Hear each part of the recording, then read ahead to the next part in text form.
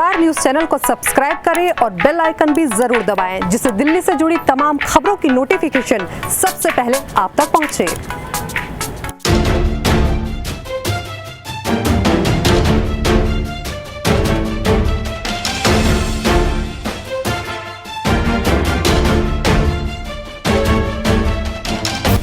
नमस्कार, मैं हूं आंचल और मैं इस वक्त खड़ी हूं मंडी हाउस पर। और जैसे कि आप देख सकते हैं यहाँ पे काफ़ी सारे अध्यापक मौजूद हैं और ये जो अध्यापक है वो NIT और IIT जैसे बड़े इंस्टीट्यूशन से पास आउट है और इनकी सरकार से कुछ मांगे हैं, इनके साथ कुछ गलत हुआ है, तो आइए इनसे जानते हैं कि इनकी क्या मांगे हैं। सर, आप बताएं कि ये प्रोटेस्ट अब क्यों कर रहे हैं? सभी को नमस्कार। पहले तो मेरा नाम ध्रुव सक्सेना है, मैं government engineering college Ajmer Rajasthan से हूँ।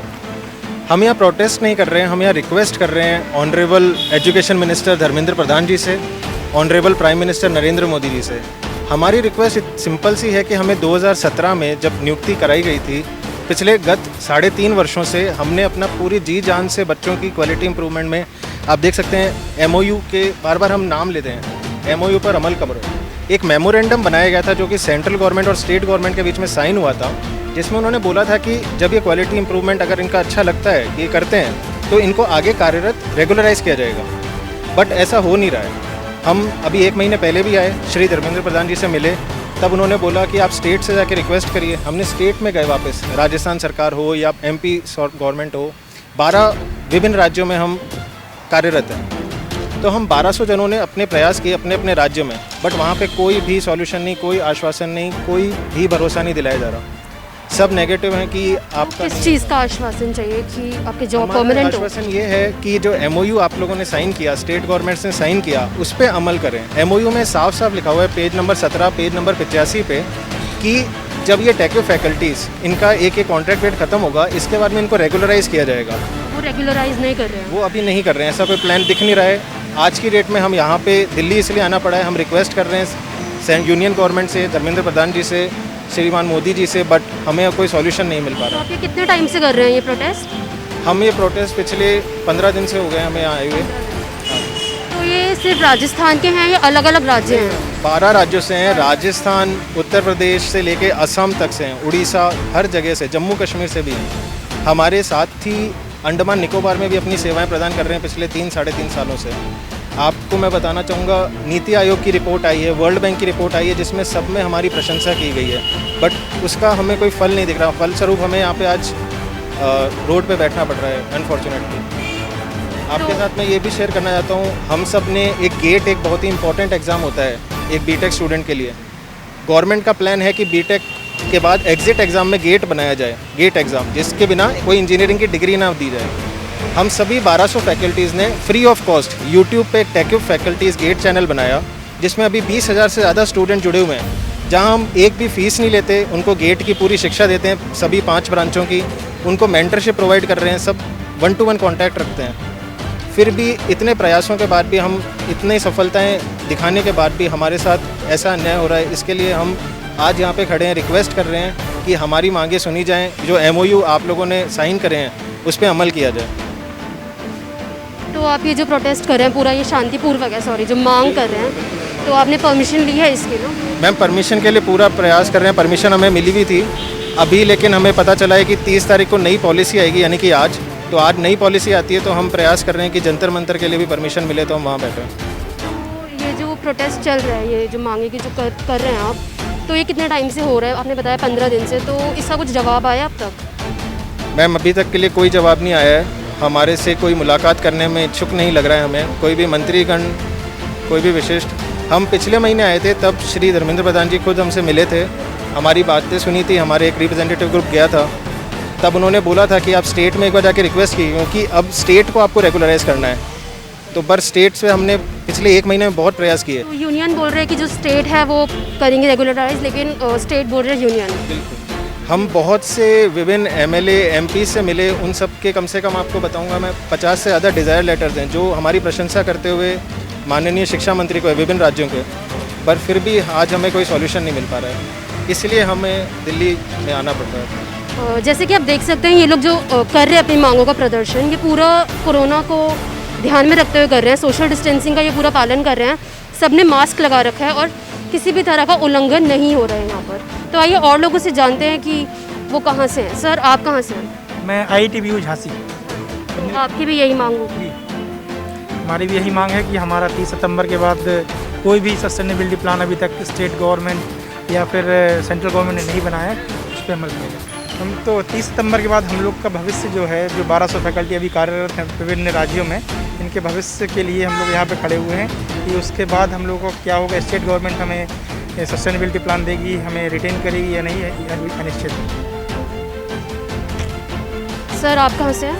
मैं भी झांसी से हूँ और टेक्यो फैकल्टी हूँ। ये जो टेक्यो 3 प्रोजेक्ट सेंट्रल गवर्नमेंट की बहुत ही महत्वाकांक्षी परियोजना थी। उन्होंने इसको टेक्निकल एजुकेशन को इम्प्रूवमेंट के लिए 12 स्टेट में लॉन्च किया था। और लेकिन दुर्भाग्य ये है कि 30 सितंबर के बाद हम लोगों के पास कोई जॉब नहीं है। और MOU में जो विशेष रूप से राज्य सरकार और सेंट्रल गवर्नमेंट के बीच में हुआ था MOU, उसमें हम लोगों को सस्टेन करने की बात की गई थी, लेकिन वो भी नहीं पालन हो रही है। तो हम क्या करें? तो अभी आपको ये एक समस्या है कि 30 सितंबर के बाद आप क्या करेंगे? आपके पास कोई जॉब नहीं होगी। हाँ, जॉब, जबकि हम लोगों ने इतना अच्छा प्रयास किया कि जो स्टूडेंट का गेट एग्ज़ाम का रिजल्ट था, जो मुश्किल से किसी कॉलेज में 10% सभी 12 स्टेट की बात कर रहा हूँ, 10% रिजल्ट रहता था, वो इस समय 28% रिजल्ट गया है हम लोगों के अथक प्रयास से। लेकिन इसके बाद भी हम लोगों को नहीं देखा जा रहा है। इवन हम सभी लोग NIT IIT से MTech PhD किए हुए हैं, लेकिन इसके बाद भी हम अनएम्प्लॉय हैं। जब IIT NIT वालों को ही जॉब नहीं है तो फिर किसको जॉब मिलेगी? आप ये सोचिए। ये क्योंकि these are the premier institute of India, और जब यहाँ पर जॉब नहीं है तो मैम क्या करें? सर, आप बताएं, आप कहाँ से हैं? जी, मैं आसाम से हूँ। मैं आसाम में जोरहाट इंजीनियरिंग कॉलेज में असिस्टेंट प्रोफेसर के पद पर कार्यरत हूँ और मैं इस जॉब में 2018 में ज्वाइन किया था। 2018 से मैं लगातार वहाँ कार्य कर रहा हूँ। मैं आपको इस प्रोजेक्ट के बारे में थोड़ा ब्रीफ करना चाहूँगा। ये जो TKIP प्रोजेक्ट है, TKIP stand from technical education quality improvement program. ये प्रोग्राम जो है 2002 में भारत सरकार द्वारा लाया गया था, जिसमें 2017 में इसके तीसरे चरण में, थर्ड फेज में, पहली बार TKIP फैकल्टीज़ का इंक्लूजन किया गया था। तो इसमें जो एडवर्टाइजमेंट हुआ था उसमें क्लियरली लिखा गया था कि we are going to hire from IITs and NITs, students from IITs and NITs। उसके बाद गेट एक एग्ज़ाम होता है, graduate aptitude test in engineering, GATE basis पे हमको सिलेक्ट किया गया था। उसके बाद 20 NIT सेंटर बनाए गए थे, 20 NIT सेंटर बनाए गए थे, जिसमें हमारा इंटरव्यू हुआ था। इंटरव्यू के बाद हमारी मेरिट लिस्ट आई। मेरिट लिस्ट के बाद हमें चॉइस फिलिंग कराई गई कि आप कौन से कॉलेज में काम करना चाहते हो। उस मेरिट के हिसाब से हमें फिर डिफरेंट कॉलेज में भेजा गया। उसके बाद कॉलेज ज्वाइन करते ही हमें ट्रेनिंग कराई गई, जो IITs NITs में हमारी सारी ट्रेनिंग हुई। बेसिकली IITs में, सारे IITs में IITs प्रोफेसर के द्वारा पेडागॉजी ट्रेनिंग हमें कराई गई। ट्रेनिंग कराने के बाद हम कॉलेज में आए, पठन पाठन कार्य स्टार्ट किया। उसमें 3 पैमाने थे जिस पे हमें काम करना था। पहला कि गेट का रिजल्ट सुधारना है, जो स्टूडेंट है उनका गेट का परफॉर्मेंस सुधारना है। रिजल्ट जो था सुधरा जी, उसके मैं बता रहा हूँ। उसके बाद दूसरा पैमाना था NBA एक्रीडेशन और तीसरा था प्लेसमेंट। ये तीनों पैमाने में हमने काम किया और तीनों पैमाने में वर्ल्ड बैंक की रिपोर्ट है और नीति आयोग की रिपोर्ट है। 2 रिपोर्ट है, जो भारत सरकार की नीति आयोग है, नीति आयोग की रिपोर्ट है। उन्होंने बोला है कि इनके आने के कारण गेट का रिजल्ट सुधरा है, NBA एक्रीडेशन बढ़ा है और तीसरी चीज़ प्लेसमेंट बढ़ी है। NBA एक्रीडेशन में आप बता देता हूँ, NBA stand from national board of accreditation, जो ये तय करता है कि आपके जो इंस्टीट्यूट हैं वो किस पैमाने के हैं। तो वो एक्रीडेशन हमने बढ़ाया है, वो एक्रीडेशन हमने दिलाया है अपने इंस्टीट्यूट को। आपका भी जो फाइनल है ये इस चीज़ का है कि आपको जॉब जो है वो परमानेंट चाहिए। जी।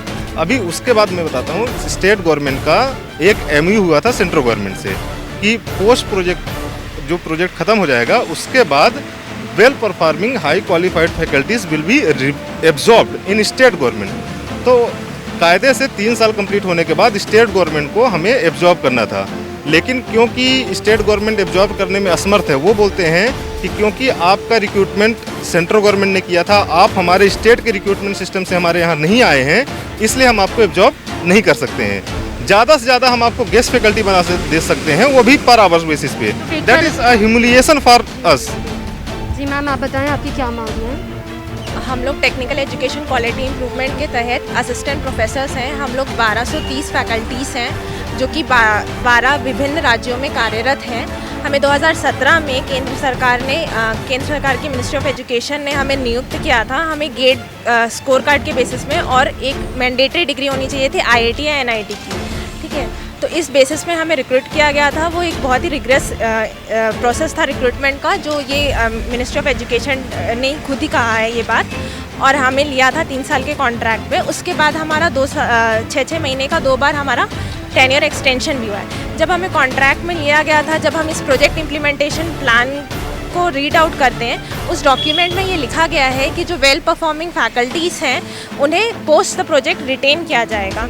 तो इस कारण से हम पिछले बार मार्च में भी यहाँ दिल्ली आए हुए थे कि वो रिटेनमेंट प्लान हमारे लिए जो सस्टेनेबिलिटी प्लान है वो हमें बताया जाए। लेकिन उस टाइम भी हमें ये कहा गया था, आश्वासन दिया गया था कि हमें मिलेगा। अभी फ़िलहाल के लिए हमें 6 महीने का एक्सटेंशन दिया जाता है। अब फिर से हम सितंबर में आए हुए हैं और अभी तक हमारे लिए कोई भी एक रिस्पेक्टेबल सस्टेनेबिलिटी प्लान ना ही स्टेट्स के द्वारा ना ही सेंटर के द्वारा जॉट डाउन किया गया है, जिस कारण से हम यहाँ पे आए हैं। सितंबर 2021 को हमारी जॉब एंड हो जाएगी अकॉर्डिंग टू द टेन्योर। तो हम चाहते हैं कि हमारे लिए जो सस्टेनेबिलिटी प्लान का जो MOU में जिक्र है, जो प्रोजेक्ट इम्प्लीमेंटेशन प्लान में जिक्र है, उस पर जल्दी से जल्दी संज्ञान लें। मोदी जी संज्ञान लें, प्रधान जी धर्मेंद्र प्रधान जी संज्ञान लें और आपको परमानेंट करेगा। जी, हमें रिटेन करें सिस्टम में। बहरहाल इन लोगों का प्रदर्शन जो है वो जारी है और इन लोगों की सरकार से ये मांग है कि इनको परमानेंट किया जाए। परमानेंट किस बात के लिए?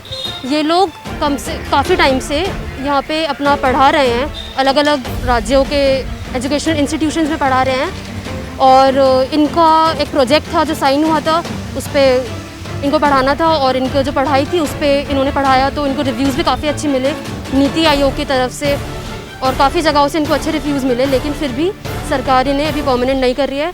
इनका अभी 30 सितंबर के बाद जो इनका प्रोजेक्ट वो ख़त्म हो जाएगा और इनके बाद उन्हें नहीं पता कि इनके भविष्य कैसा होगा और क्या रहेगा इनके भविष्य का। तो इनका सरकार से सिर्फ एक यही मांग है कि इन्हें परमानेंट कर दिया जाए। देखते हैं कि सरकार इन्हें परमानेंट करेगी कि नहीं। कैमरामैन आकाश के साथ मैं आंचल, तेज तर्रार न्यूज़, दिल्ली। अगर आपको हमारी ये वीडियो पसंद आई हो तो इसे लाइक एंड शेयर करना ना भूलें। साथ ही हमारे चैनल को जरूर सब्सक्राइब करें। इसके साथ ही बेल आइकन भी जरूर दबाएं, जिससे दिल्ली से जुड़ी तमाम खबरों की नोटिफिकेशन सबसे पहले आप तक पहुंचे।